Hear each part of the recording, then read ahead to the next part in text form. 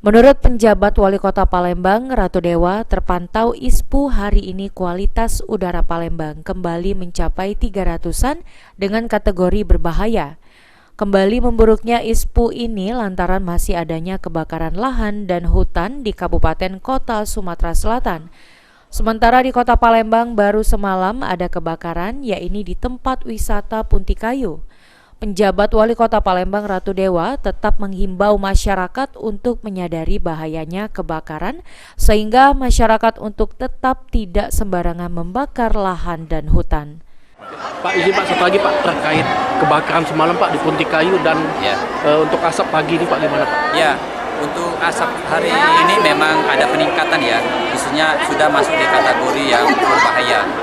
Padahal titik apinya di Palembang cuma satu, yaitu di Puntikayu. Tetapi di kabupaten kota lain cukup tinggi, sehingga ISPU kita meningkat mulai tadi pagi sampai siang hari, sampai jam 11 tadi. Berarti kembali dengan kualitas berbahaya lagi nih Pak? Ya, kualitas lebih berbahaya lagi ISPU-nya, Oke, sudah di Pak. angka 300. Oke, Pak.